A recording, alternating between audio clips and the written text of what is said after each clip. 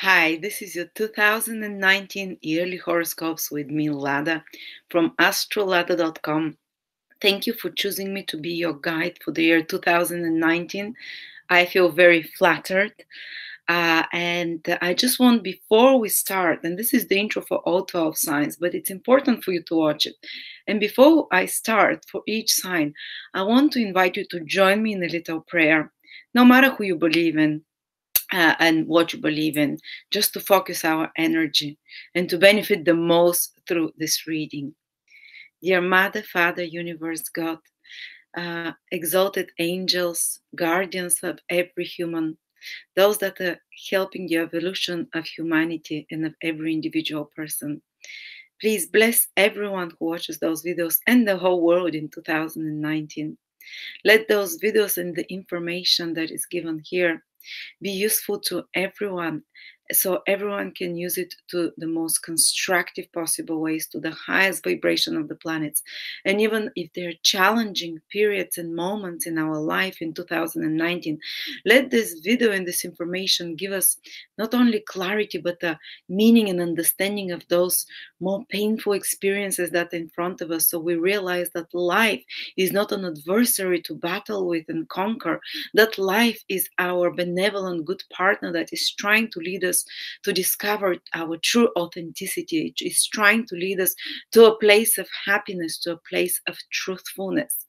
So let this year 2019 and the information we receive here, let us use it to the highest good for everyone involved, and let us be able to utilize the planetary energies to help ourselves, to uplift ourselves and those around us. Amen. So I want for you to benefit the most. Thank you so much for joining me, by the way, in the prayer. So for you to benefit the most from this, I want you to take a pen and paper and write down 3 things. And some of you would be just listening your sun sign. Others would be just listening to your moon sign. Others bought all the 12 videos, so you'll be able to be watching your ascendant, sun, and moon. But I always advise you, watch your ascendant sign, because if you go to a professional astrologer, they'll look at your ascendant and how the planets are in correspondence, where they're moving from that ascendant. And nowadays, more and more astrologers are using the ancient time of astrology, which is whole sign house system. So these videos are perfect. The whole sign house system is what when first astrologers created it, the system they were using it. So without the house cusps and anything. So the ascendant is the point of incarnation of the physical body. So it is of the soul into the physical body. It is the physical bodies. That's why it shows the most tangible things that are happening to us. That's why I always advise, check the prognosis for your ascendant sign. The moon sign is our inner world, how we feel, our self-consciousness. So the moon usually manifests the second most powerful after the ascendant sign, because we especially strongly identify with how we feel about something and something that impacts us emotionally.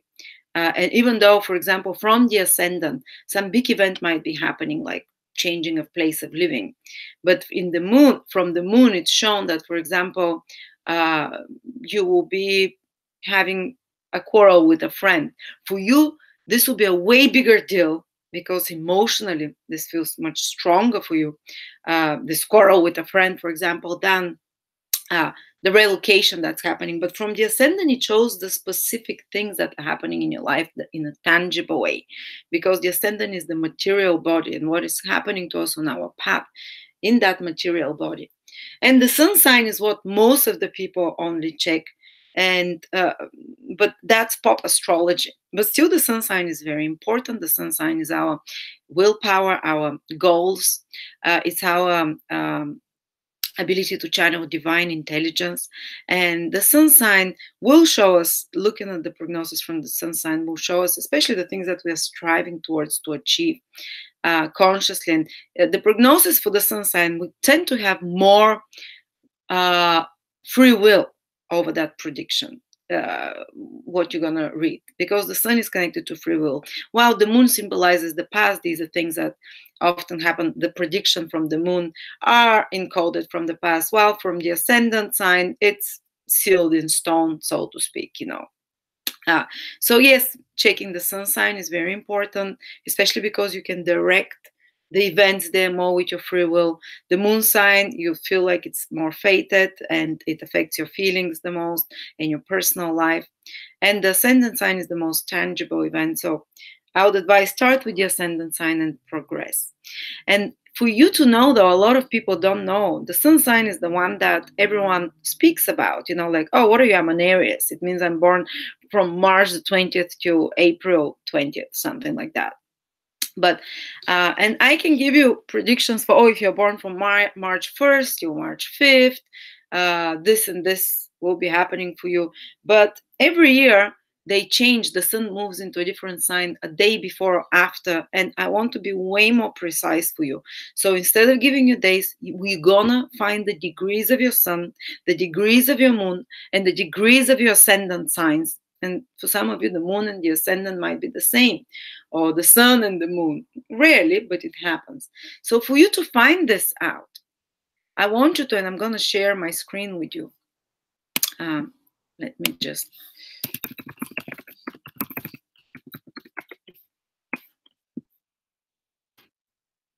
Here it is.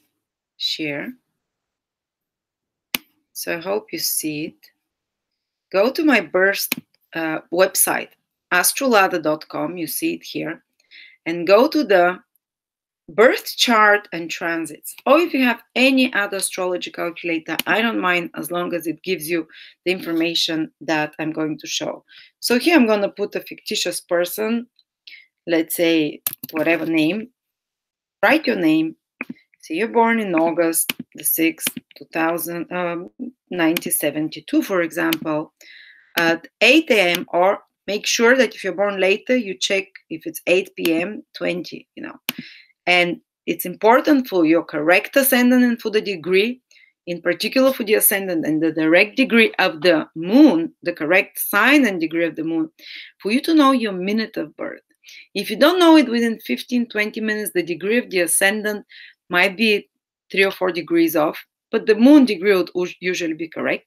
But say you're born 8/17, and say you're born in the USA, and you're born in New York, and you have the drop-down menu. Which New York are you born in? Well, there are many New Yorks, say New York Hospital, whatever. And continue, press continue.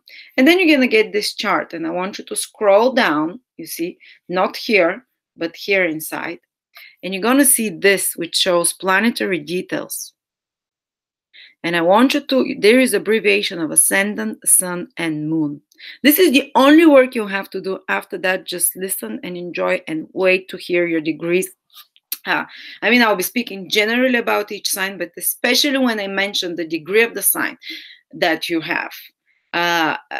This is when things are going to, you know, you're going to feel them so intensely.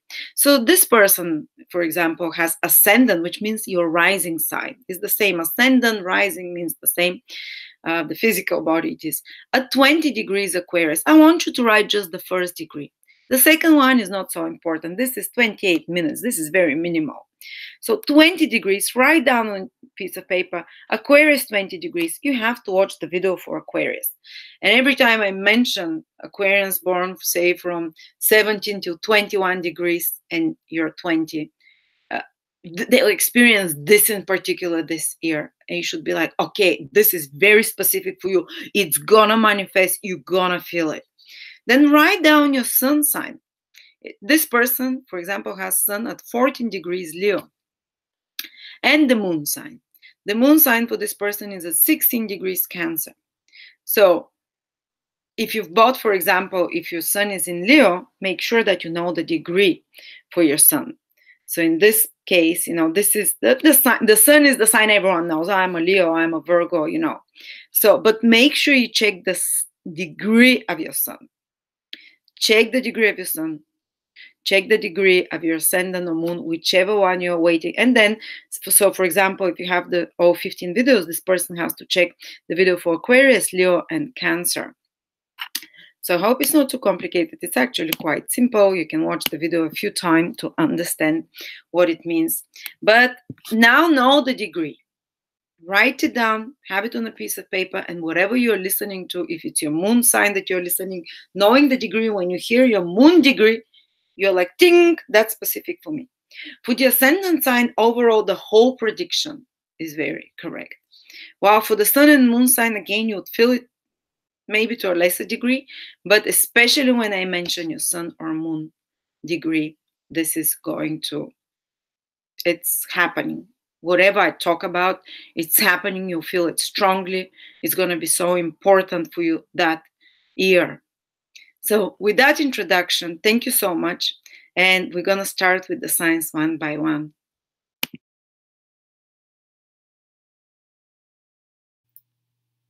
Libra 2019, whether it's your ascendant, sun, or moon, and I hope you have your degrees as well, because I'll be mentioning from time to time degrees that will feel whatever influence I'm talking the most, or specifically only they will feel it.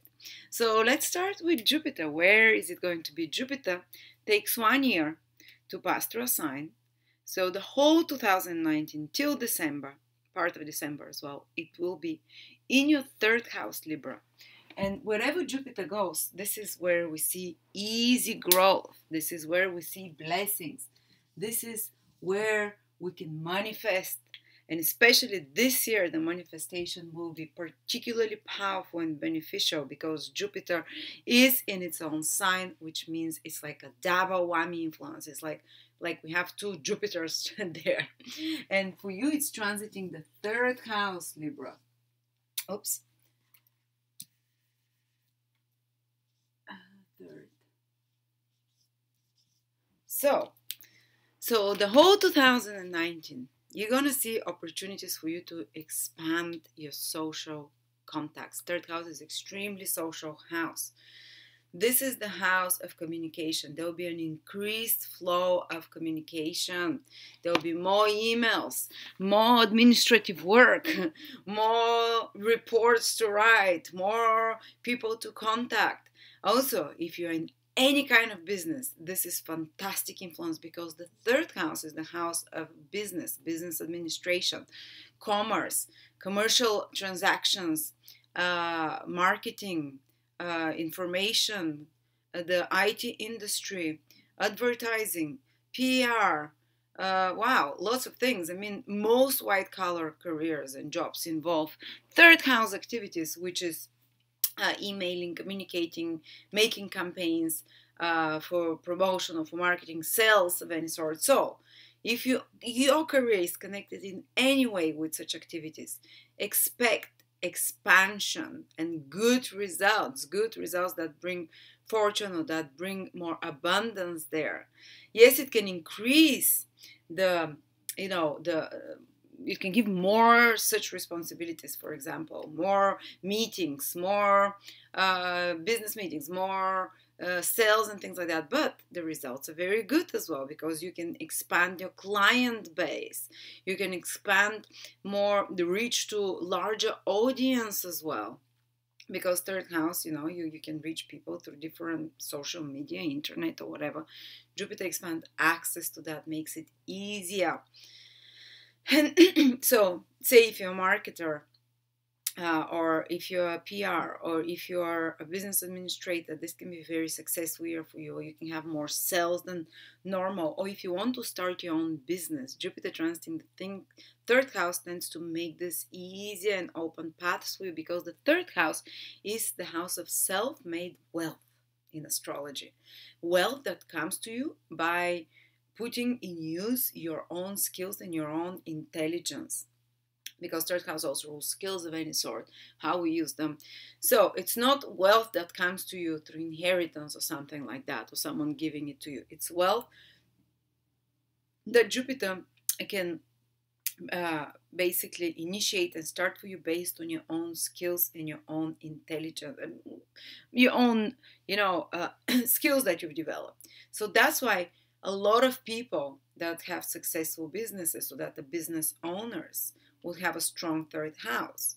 And if you have any such plans and goals, Jupiter transiting the third house can open the doors easily to that for you.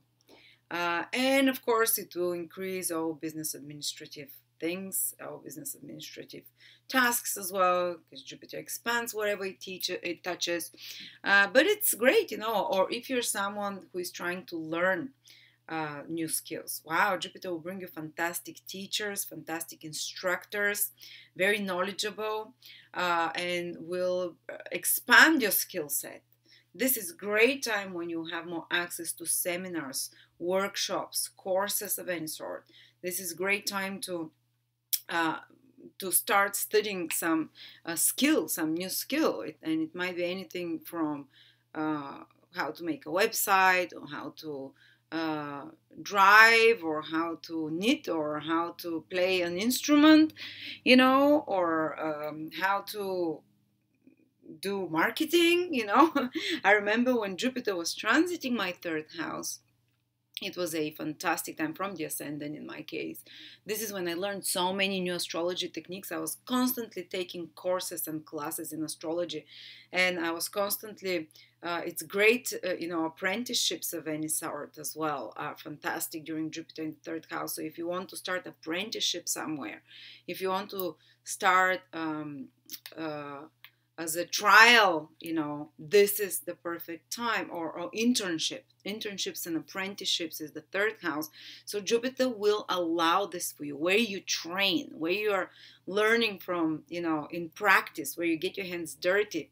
So yes, if you're a university student and you're completing, you'll find a great place for internship. You'll find, and possibly even to international company, because Jupiter is in Sagittarius, so in a foreign country, or you'll just find opportunities for to practice your skills, to develop them, to get more wisdom there, more experience, to get more confident with those skills, and to start promoting your business if you have your own business, to start marketing, reaching to larger groups of people, expanding your audience in some sort. Also, Jupiter can increase the number of short trips for you. With short trips, means something that is under 1 month. So I remember also when Jupiter was transiting my third house from the ascendant, this is when I started traveling a lot, and like 4 or 5 days this country, 4 or 5 days that country. So those of you who have wanted to do that, yes, it's coming and it's happening. What else is it? So short trips are increased and good things come through them, skills are expanded, contacts and communications are expanded. Also, if there's some problem with sibling, especially a younger sibling or relatives or cousins of yours, you expect that things will start improving in their life now. Something good will manifest in their life. If there was problems between your relationships, this can heal. It can become much more balanced, and you can forgive each other, for example. Or if you had some problems with neighbors, something will improve. Maybe the bad neighbors will move out, or maybe you'll stop arguing with each other, or they'll stop playing loud music, or whatever it is, or just something will improve around in your neighborhood, in your local environment. The conditions improve. Also, if you're working, there can be more projects in which you work with a team of people. Third house rules small groups of people where you do teamwork. That's why it's very much connected to offices and all kind of stuff. Well, there will be more proliferation of projects with such small group environments. And if there was any kind of hostilities and negative energies with them, don't worry, because now it will be resolved, because now you become more cooperative, more agreeable in a small group environment. For example, if you manage people, if you work with your colleagues, third house is your colleagues as well. So Jupiter will help improve circumstances in such, or in a lot of such situations, hopefully in all of those areas. If you're someone who is a teacher or instructor who teaches skills, or who teaches others anything, again, there can be increase of your practice as well. If you're a marketer, increase in business. If you're in media, fantastic. If you want to start something to do with media, whether it's YouTube, whether it's Facebook, whether it's Instagram, if you want to start selling some product or do a website, Jupiter will bring you those opportunities. They will move forward. well and smoothly. Well, they can be a little bit of a delay. That's when Jupiter goes retrograde, because you have to rework it and make it better. That's from the 10th of April to around the 11th of August. Things can slow down in regards to all those things, those new opportunities in third house opportunities that I talked about. They can become a bit more, toned down. But again, when Jupiter starts moving from the 11th of August forwards, you'll start seeing the results of the efforts you have to put. All right. And also, this can be a time for a lot of short trips and journeys, and a lot of seminars and lectures, all those things. But Jupiter is also sending a trine, which is very beneficial aspect of expanse and opportunities and growth, to your 7th house as well, and to your 11th house, which are all social houses. So somehow your social life gets overall better and improved and expands. There can be an increase of friendships or increase of your fan base. The 11th house rules those. There can be an increase and expansion and more knowledge through some kind of mentors as well as the 11th house. They can be new friends, and they are friends that help you and they're more beneficial for you. And the 7th house is also the public, and 7th house rules your partnerships, so it can have a beneficial influence as well on your personal relationships, one-to-one. For example, it can strengthen a relationship of some sort. It can bring an opportunity for a new relationship, so it can create a positive business contract of some sort, positive business relationship, and things going well there, of sign a contract or agreement of some sort. Jupiter helps with all of those. And especially if your ascendant in Libra is from around, in particular, or the moon as well, but from 14 to 25 degrees. So 14 to 25 degrees in Libra, Sun, Moon, or Ascendant, Jupiter, you'll feel it even more so. There will be support from others, gentle opportunities that come to you, especially good to collaborate, cooperate with others, to build bridges, to communicate, to establish connections with others. Those will be beneficial and can influence you for a long time. And if it's your ascendant from 14 to 25 degrees, Jupiter is sending a trine to your 7th house. Oh, that's my husband's ascendant, yeah. Which means that it improves your relationships. Specifically, you will feel it the most. It improves some agreement, some positive agreement, some business partnerships, and it improves help that can come to you through others. And it also can bring a new relationship and stabilize it, because they're and make it more somehow. Give you help in regards to relationship. But interestingly enough, Saturn is squaring as well some of those degrees. I forgot to mention that, from 13 to 21. So 13 to 21 degrees, Saturn will be squaring. And we'll speak a little bit about that as well. Let's start speaking about Saturn. But Jupiter is helping the same degrees that Saturn is squaring. So Jupiter is balancing things out. There will be good things coming through relationships as well. But let's go to Saturn now. So Jupiter is giving you green card and green light and success through all those social activities, all those communicative activities, connecting with others.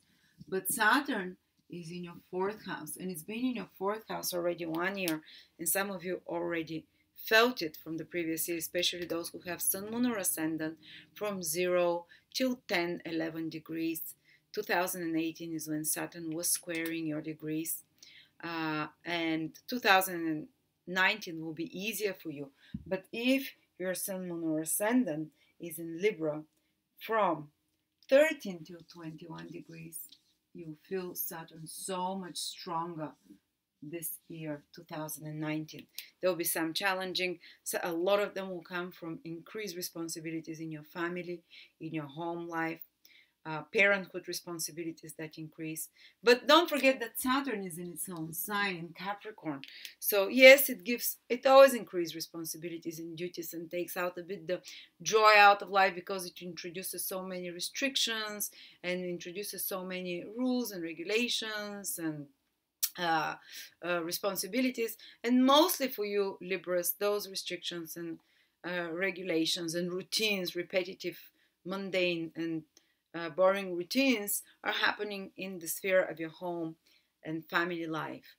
So maybe because of parenthood responsibility, maybe because of home responsibilities, you're feeling a little bit kind of more drained, you're feeling a little bit more overwhelmed at times, but you have to follow the rules of Saturn there. Do your routines, fulfill your duties, pay out your dues there, be respectful day after day after day, do the hard work. And by the time Saturn moves out of your fourth house, which is sometime in 2020, you would have a much more organized, stable foundation in life.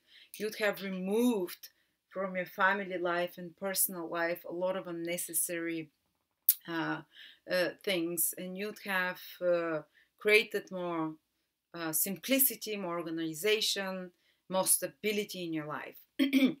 But unfortunately, currently it can feel in 2019 as well as if it's a bit too more overwhelming when it comes to family, when it comes to home. You might feel even that your feelings are a bit more pinched, that you're emotionally less expressive, because Saturn in the fourth house reduces the expression of feelings and can feel one like a bit like their feelings are dried out a little bit, and that they are, how do I say, can feel emotionally more heavy and a bit emotionally more lonely sometimes when Saturn transits the fourth house cusp. And it can feel like you don't have much support at home, or that you have to work very hard there. And sometimes it can escalate problems between family members, of problems in the family of some sort. But again, Saturn wants to remove the unnecessary. It wants to show you what you shouldn't do and what is the wrong way to what you don't want in your family and home. And it can make you sometimes quite dissatisfied with the circumstances there, because Saturn makes you want to keep only the priorities, because it increases the engagement, the responsibilities, the pressure, the duties, the demands that happening in your personal private life or from home. You learn how to streamline everything at home. You learn how to make your priorities what's most important in your parenthood duties or whatever, or with your property and family duties. So you prioritize the right way. On another level, it can indicate that some of you might be doing some heavy work and responsibilities in regards to building property, or fixing or repairing something in property. But Saturn is hard work. Those processes will be slow going, whether it's selling, buying, fixing properties. Those processes will take a bit longer than you expect and only have success after repeated effort. So if you start building a property, or if you start relocating, it's just don't get frustrated that it's more, requires more efforts, requires more pushing harder and repeated effort. Saturn will still manifest. It's in its own sign. Saturn in its own sign manifests, but you have to go slower and you have to be more responsible, do things lawfully. And you can see that if you're, for example, a real estate person, or someone farmer, or someone who deals with land, or someone who is a fisher who works with fishing, the fruits of the land or the sea, or someone who is to do with real estate, you can find out, or if you're building a property, that there are a lot more regulations than wanted, and there will be some delays because of regulations or safety demands that are happening, or because of bureaucratic kind of matters, that those things get somehow, whether the selling, buying of properties and all of those, that they become more burdensome and delayed. But eventually it can indicate that there is more safety that's created there. Saturn is all about safety.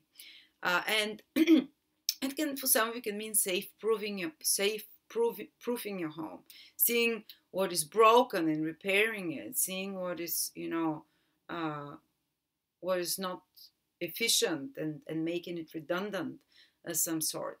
And for many people, it can indicate that especially those degrees, but for all Libras, especially since also the South Node will be there with Ketu, with Saturn, which is called Ketu. The South Node of the Moon is Ketu. It's about letting go of something. And the fifth house, the fourth house is parenthood. So sometimes it can mean like a member leaving from, like a child leaving away from home. But you still have responsibilities towards the home. Maybe you're downsizing, maybe you're repairing, maybe you're having responsibilities towards parenting and all the. Sometimes I've seen when Saturn transits the fourth house, you have more responsibilities with home because you have to take care of a parent. You have to support them. You have the responsibility there, or of an ailing parent or someone. Uh, but Ketu transiting there, the fourth house, can also indicate that you're releasing an old place of living. So that can indicate relocation for many of you. Ketu and Saturn together there will be a relocation. It might take more efforts or more repeated, kind of more trying it a few times over and over, or some delays and working through some bureaucratic or kind of other restrictions of some sort. But ultimately, it will. If you want to relocate, this will happen during Saturn transit. If you want to build a property, it will.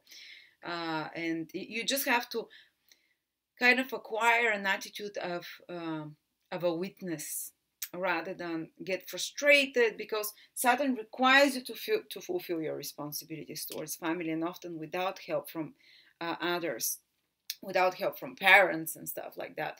There are many responsibilities with family and parenthood, and can feel property, or if you're a real estate agent, yes, it can be very busy time for you, but with extra responsibilities and frustrations of some sort. But the final result can be fantastic. Again, as I said, the Saturn is possibly in its most positive sign, Capricorn. It's in where it gives eventually after repeated effort.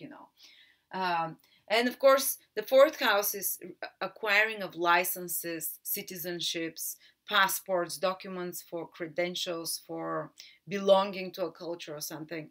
So this can be, again, this process can be delayed, but again, it will manifest as long as, just expect that it will be more frustrating. It will be a bit longer if you're trying to, get citizenship of some sort, credential, diplomas and licenses of any sort is the fourth house. This will be a bit delayed. It might have some setbacks, but if you try a few times, you'll get it. Saturn will manifest it. If you give up on the first time, it's not going to work. So persevere in those matters.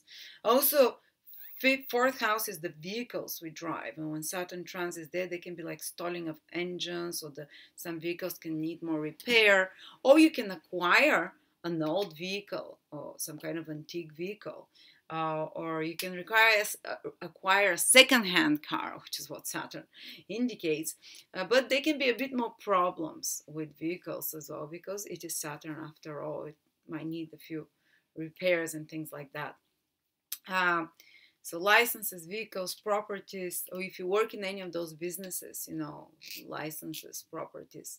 And of course, if you're a good salesman, Jupiter from the third house is helping you make more clients, do more sales, contracts. Just Saturn is giving there, in regards to properties themselves or vehicles, is giving more regulations, more bureaucratic things and rules that you have to deal through, some delays, but Jupiter will still expand the sales if that's what you're trying to do. And at the same time, Ketu being in the fourth house indicates that you might not be really interested in all those things, but you have to do them, because Ketu is all about like, I'm a bit apathetic towards that, or I'm lost interest towards that, but you have to do those responsibilities. And you have to approach matters regarding family and home and your personal life and place of living from a more distant, accepting, and perspective. And that 2019 is just still going to be a bit hard there. but you have to persevere, try over. You can have great achievements, I repeat, by the end of this period. Usually Saturn has to come out of the sign of the fourth house for you to see the results, so it can feel a bit frustrated while it's there, but you're building a strong foundation of your life. And often this is a time when you can settle as well to a new place, or start start your family life of some sort, but it's tied up with more responsibilities again. But you might feel, as I said, with Ketu today in the fourth house as well, a bit like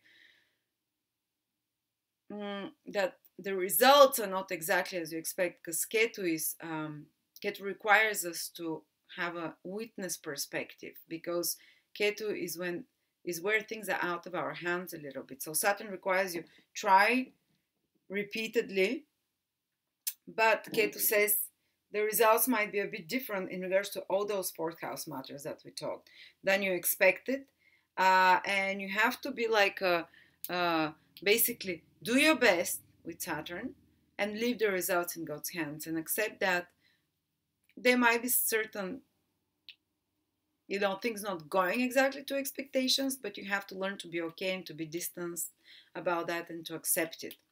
But definitely by the end of this process, and possibly you're going to start reaping the rewards of all this when Jupiter enters in your fourth house from 2020. So when things at home and family, you start enjoying it then, and anything that was connected to relocation and place and movement, which might have felt more demanding and straining in 2019, starts becoming enjoyable and gives good results and easy in 2020. All right.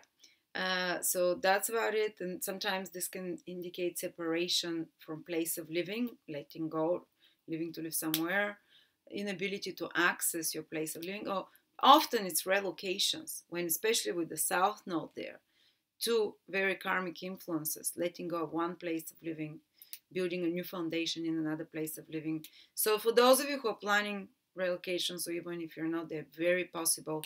They might feel a little bit more difficult and burdensome, but they will manifest eventually good.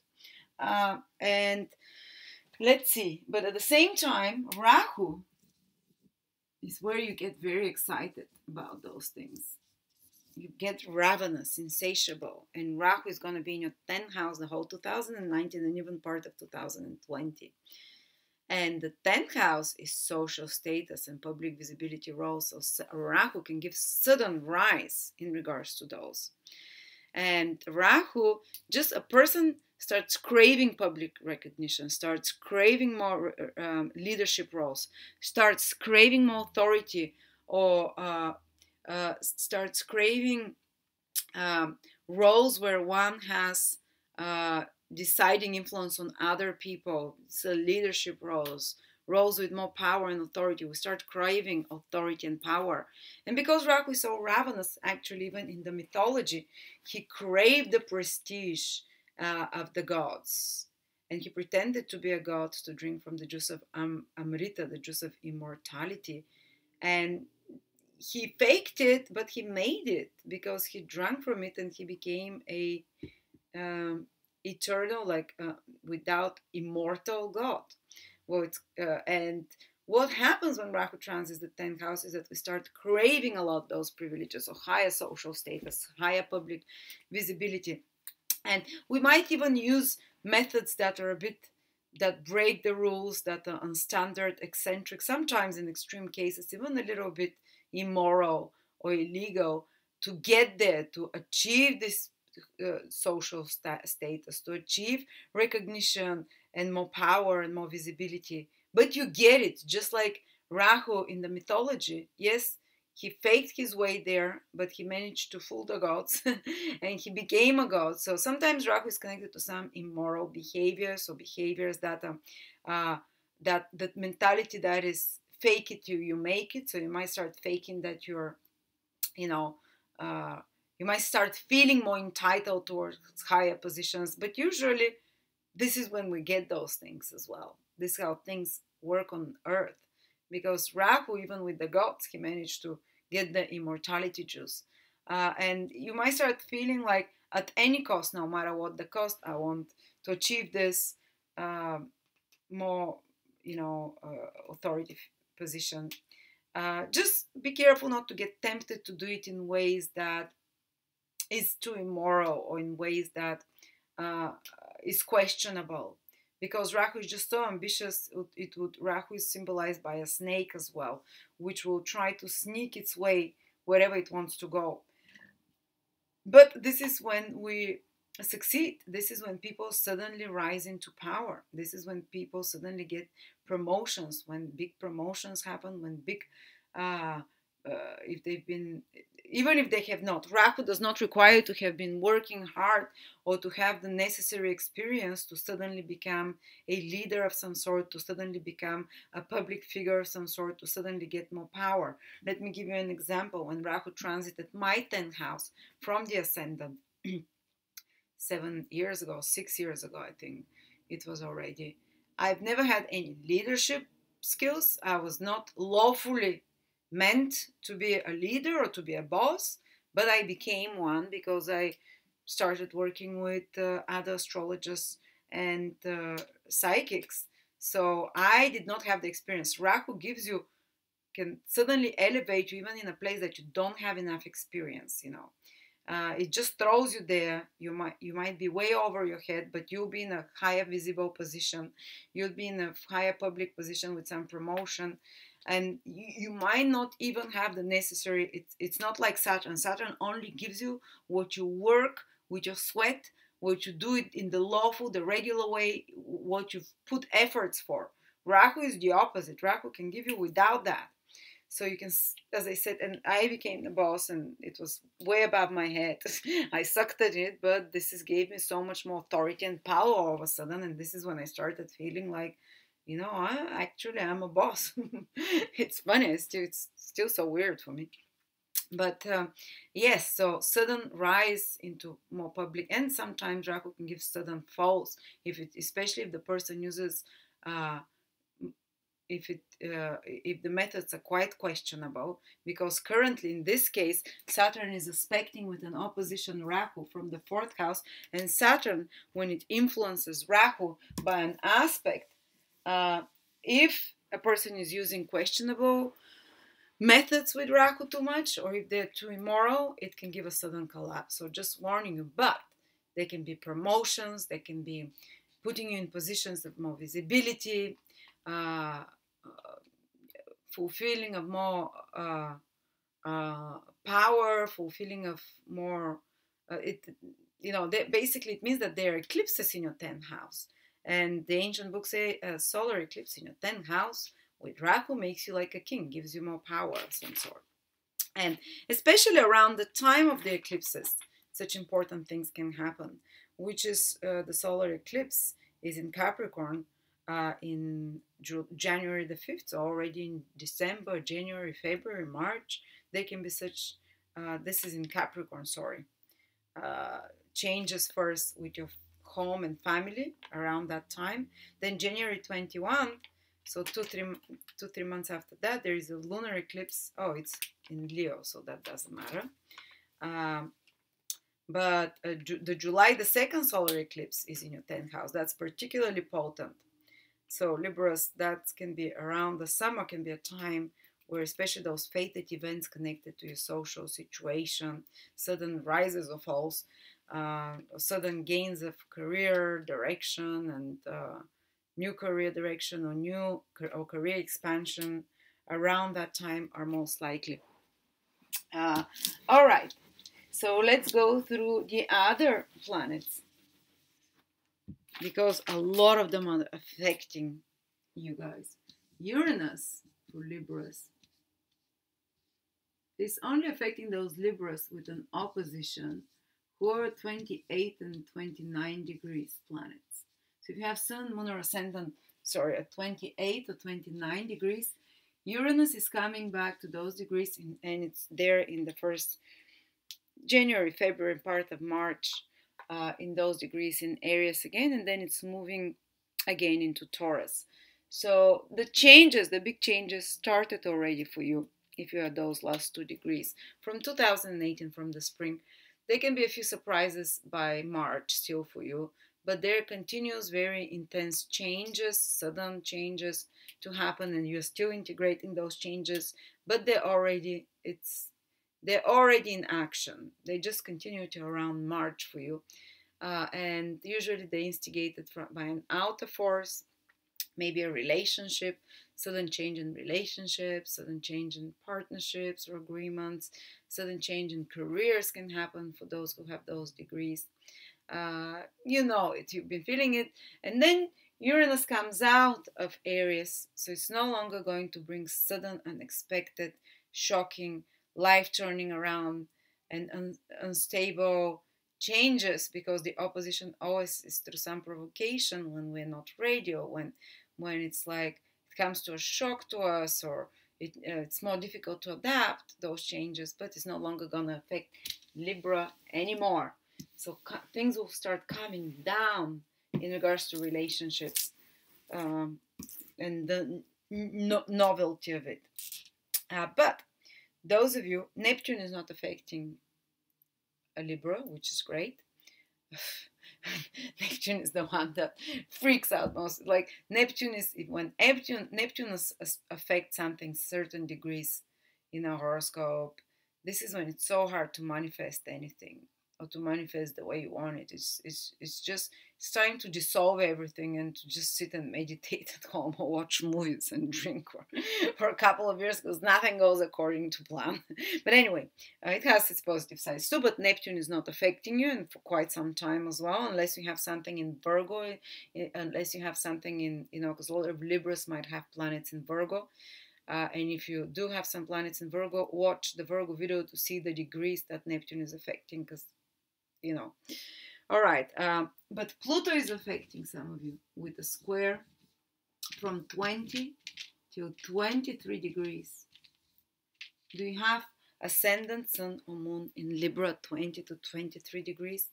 Pluto is making a square to those. It's a small group of people, only of you, but this is such huge transformations, and they're slow, and they last for about 2 years, and they're on a deep psychological level. It's like a pure purging of your old self. You might feel like a part of you is dying, and you might feel like it's like, and it might feel scary, and it might feel intense, and it might feel paralyzing at moments, because it's a 20 to 23 degrees, you see there, because Pluto is the planet of death and rebirth. But don't worry, it will be reborn. Whatever is happening, it will come back, it will be reborn. You might think a lot about darker topics, life, death,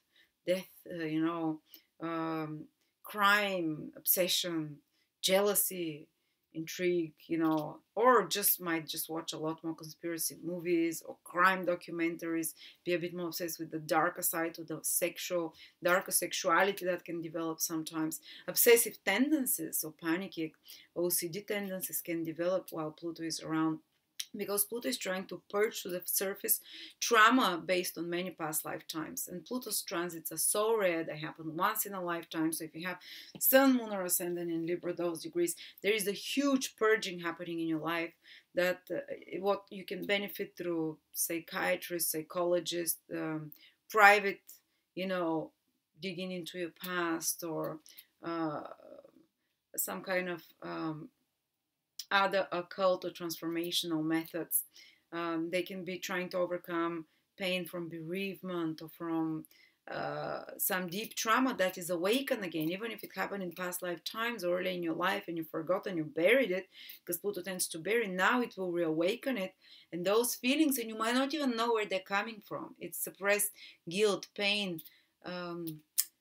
trauma of any sort, and you might start feeling those overwhelming feelings and fears and intense stuff, and you're wondering, what is this? It's a deep psychological process. Don't worry.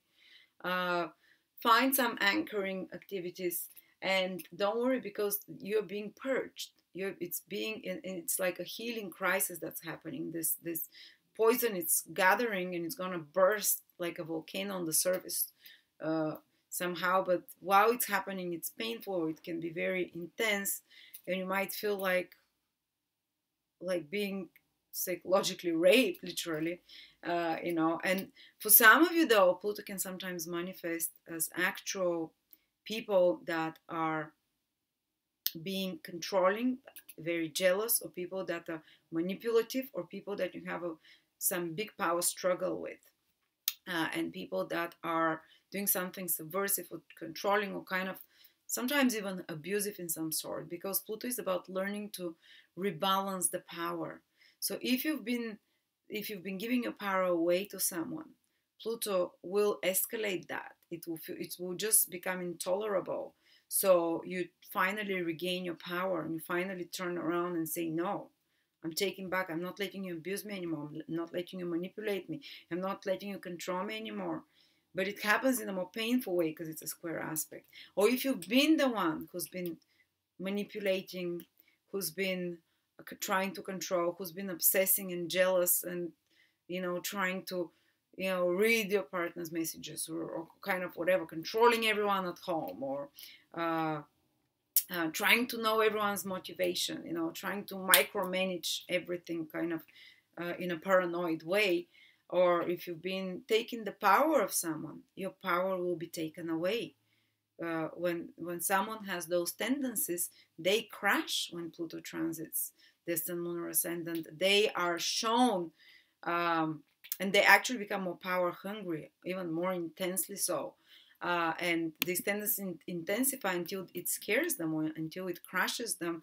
So you introspect and decide that you cannot continue like that. You have to change something, and you stop controlling. I've known friends, when they had Pluto square or something, the paranoid tendency to follow their boyfriend or girlfriend, they would increase a lot more, in jealousy, and till the point where they would have like a mental breakdown, and they say, that's it, enough, I'm no longer gonna do this. And total transformation, they stop like doing that, and they don't do it with anyone else anymore. So Pluto finally wants to, if you've given your power away to certain addictions, to certain obsessions as well, Pluto wants you to take your power back, so it can give you amazing willpower as well to achieve something extraordinary.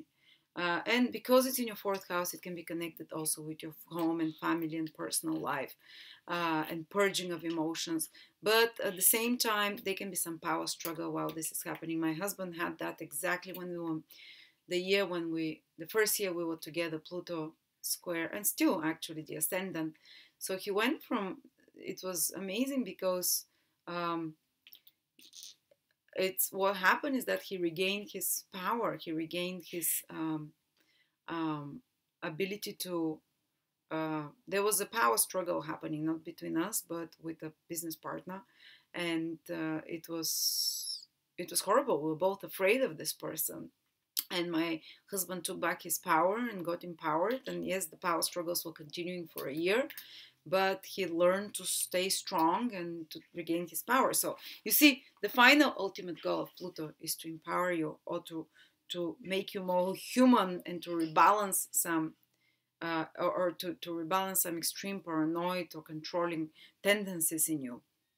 All right, so that's about Pluto, but it can transform things, and especially if you're doing something Plutonic, um, like a career that's Plutonic, it can give you a lot of power. And you can meet if it's your sun, moon, or ascendant, you can meet some powerful person in your life now. You can meet someone with strong Plutonic energy, or it can be more like an internal process that is trying to, that is doing those deep psychological transformations. And now let's look at the Mercury retrograde planets, Libra. For you, Mercury goes retrograde in March in Pisces, which for you is your sixth house. Then Mercury goes retrograde. So in March, your sixth house, there might be the need to do something, to work hard on some projects behind the scenes, to be some extra duties and responsibilities, to fix something, to improve something, because the sixth house is the house of improvements, especially in practical nature. If there was something broken, you have to repair it, or if there's some work project, you have to redo it again. There might be extra details that you've missed that you have to go over. You have to become a bit more anal about the detail around March. So there can be some frustrations there, and there can be some complications of a health matter, only because Mercury retrograde there wants to tell you that you need to change the plan, because Mercury rules plans. Change the plan, plan B, plan C in regards to your health, tweak something in your diet to fix it.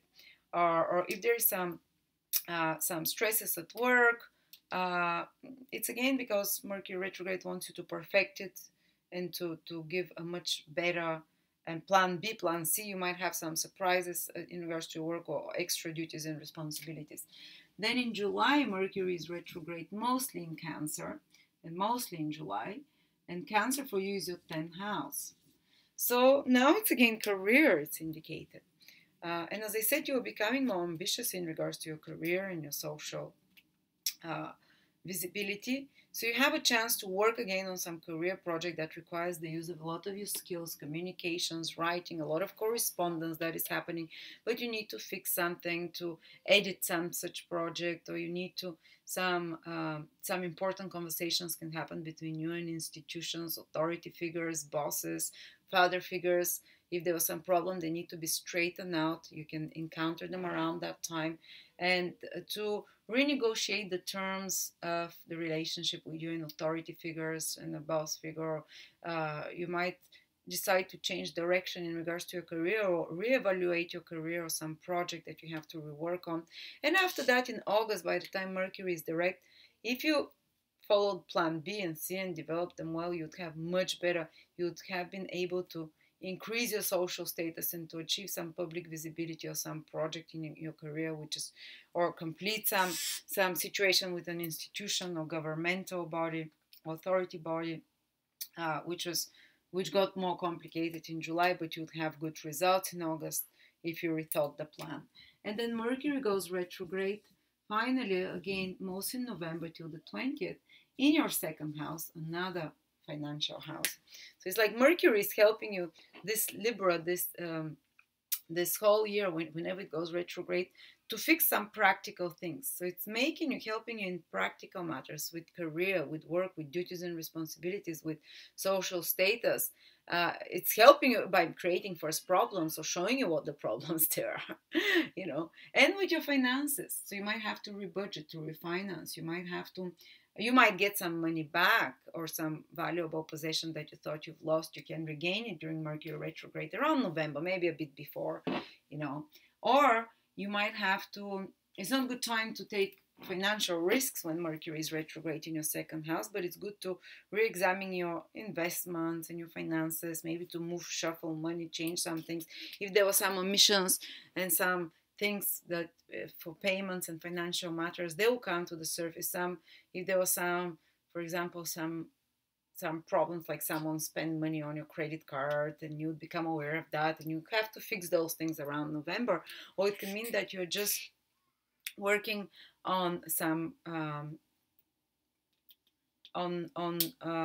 reworking a financial strategy of some sort, or reworking a second house rules all assets and valuable things, that you're re-examining those, and that you're maybe repairing those, or reevaluating them in some way. It might be time when you kind of remove a lot of unnecessary stuff, because especially possessions that you have, because Mercury re-examines, like, do I need this? Do I need off?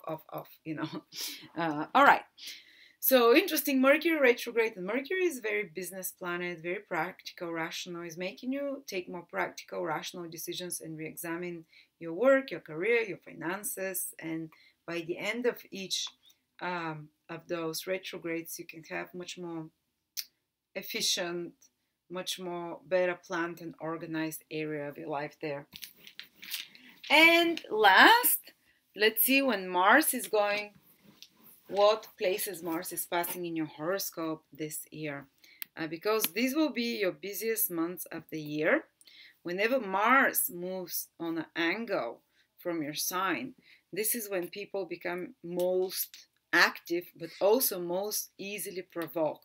These are the periods when you have to be the more red alert period, when you can get a lot of done, but if you don't have something productive to do, and you're having a Mars transit and you don't have something productive to put your energy in, these are the periods when you can go and, like, there is a saying, idle hands, devil makes use of idle hands. You can go and do silly things, or you can just, this energy can get frustrated and you can do, like, you can fight more with people, people can challenge you more, you can respond more. But usually it's great to turn that fire into action, into when you get angry, you lose fear and you go and tackle problems that have to be tackled rather than creating new problems. So from April until the middle of till the middle of February. So sorry, not April. So January till mid February, Mars is in your seventh house, making an opposition to Sun, Moon, or Ascendant. And for some of you, those who are born in the first 20 degrees, it's January. Those in the next 10, in the last from 20 to 30 degrees, they feel it in February.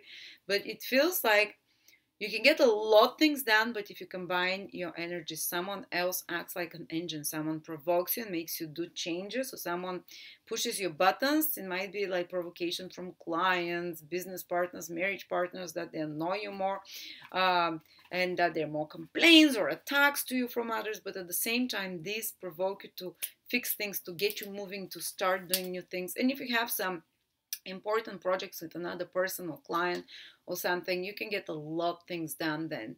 You feel the fire and the energy, and you can, but you can fight with others more. Also, it can increase your sex drive, you know. Then, but very active time. Then Mars goes into a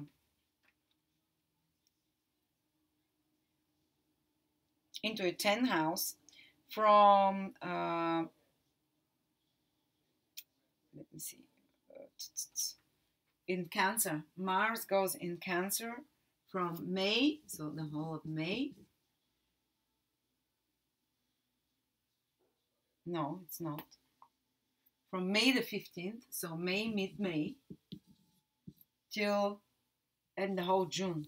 Mars will be in Cancer, which means that Mars is making a square from your 10th house. So, very active time for your career. From mid-May till June, busy, busy, busy, but you might have clashes with authority figures, with father figures. But at the same time, remember that Mercury is there retrograde. No, it goes there in July. It becomes retrograde in July. But Rahu is there. So very ambitious time where you can get a lot done in your career, where you can have sudden breakthroughs in your career, sudden promotions and rising, or just move ahead with plans in regards to your career or in regards to your worldly actions. Very busy. You can be very productive in that time, but again, be careful with clashes, because you're more likely to be more fiery, to be more argumentative, to have clashes with more bullying people in power. Or if you're a boss yourself, you can become quite demanding and push, push, push, and impatient, but again, you get a lot of things done. And then finally, Mars again comes into your sign from October till November, October and November, basically. Some part in November. And to around, I think, the 20th of November, I think, or a bit less. So what it means, Mars will be in your first house, Mars in Libra.